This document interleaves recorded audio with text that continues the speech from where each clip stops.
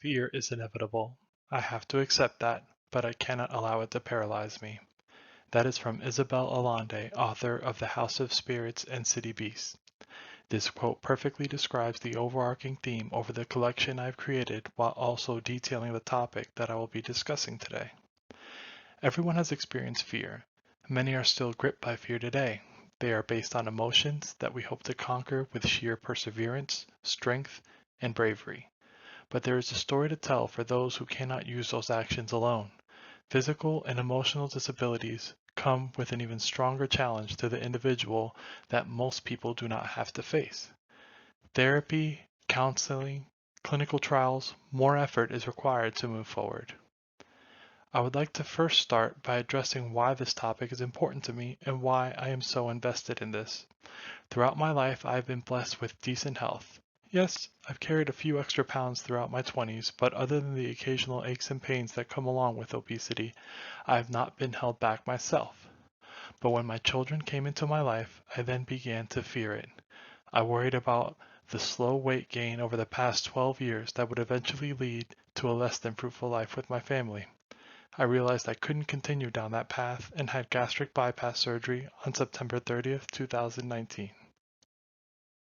Since then, I've lost over 100 pounds and hope to continue to lose weight. The main reason I mention this is because I took an action that was able to beat what hindered me. Others don't have that solution like I had. My cousins Devin and Dylan were both born with cystic fibrosis. CF is a genetic disease that affects the glands that produce mucus and sweat, which causes mucus to become thick and sticky. When it accumulates, it can block the airways that lead into the lungs. It also blocks certain digestive enzymes that help break down food. I've seen them throughout their lives have to pause before meals and take artificial enzymes to ensure they can absorb and break down their meals. While tedious, that portion of CF can be managed daily. The problems that arise from mucosal buildup is another story. Dylan, the youngest of the two, had to receive a lung transplant at 17. It was a major surgery that took a huge toll on his body, but also was just a way to treat a symptom, not cure him. Devin has been in and out of the hospital and has not had any luck in finding a donor himself. This is what makes me so passionate. I have spoken with them about their medical history and lived through some tough experiences with them. Their biggest fear was not being able to experience life the same way a normal person would be able to.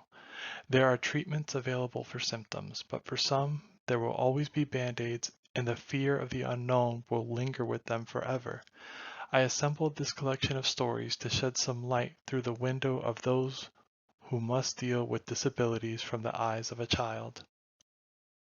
My first selection is El Deafo, a graphic novel by C.C. Bell. Bell's work can be considered a window into the life of a deaf person and considered a sliding glass door into said life. Bell herself is also deaf, and she wrote this novel based on her own childhood. The protagonist is afflicted with meningitis in the beginning of the novel, which eventually leads to her deafness. After realizing she had lost her hearing, she is faced with a new world and the fear that comes along with it. Over time, she learns to adapt to it and to live with her disability. She is provided with a phonic ear, which she uses to better listen to her teachers in school, and where the title of the book comes from. She feels she is a superhero with this new tool. Without there being a true cure for deafness, she was able to overcome her fear. Bell does an excellent job positively representing children who are born deaf. I also enjoy the imagery she chose to use. Every character is cleverly drawn as a rabbit. Rabbits are known for their big ears and amazing hearing. Belle has said that she felt as if she was the only rabbit whose big ears did not work. Another reason she chose the rabbit was because it would emphasize how she felt when she had her hearing aids in. The chords in her mind stuck out like a sore thumb, so having them illustrated going into the big ears of a rabbit felt appropriate. The next story I've selected is Anxious Ninja, a short story by Mary Nin. Her work can be considered a window into the life of anxiety. A severe case of anxiety is considered a disability, and while most individuals have varying degrees of intensity, the way that people deal with it vary greatly. Anxious Ninja shares a lighthearted but accurate depiction through the eyes of a child. Nin does an excellent job describing the struggle an individual goes through when experiencing anxiety. What makes this short story special is that the competitors the ninja was facing help the protagonist overcome his fear and cross a major milestone in his bout with anxiety. Not everyone feels like they have that lifeline though, so seeing this specific pathway to overcoming fear expressed in a format a child can understand is welcome. The last story I selected to be included in this collection is Knees by Vanita Oschlager. Knees details the life of a teenager dealing with dyslexia. Like anxiety, dyslexia works on a spectrum.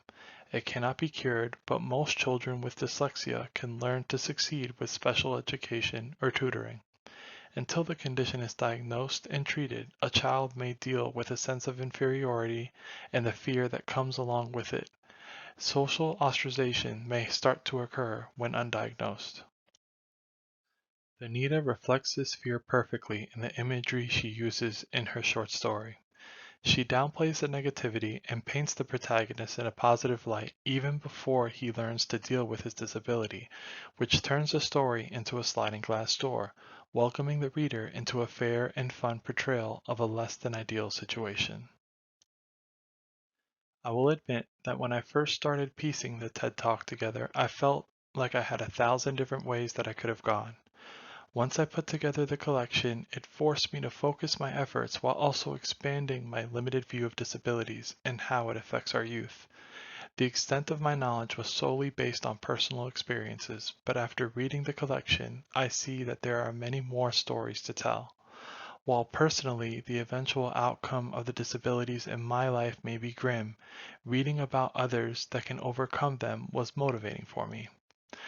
My final sentiment that I wish everyone viewing can take away from this. You will continue to face challenges in life. You will be at times scared of the decisions you must make. Before deciding to retreat or give up, please take a second and reflect. This fear may feel as it is overwhelming, but my father always taught me that someone always will have it worse. Some children are dealing with situations that no matter what amount of courage they can muster, they still cannot beat their fear. If you are blessed enough to not have this overwhelming handicap against you, maybe that realization is all you will need to be able to conquer your fear.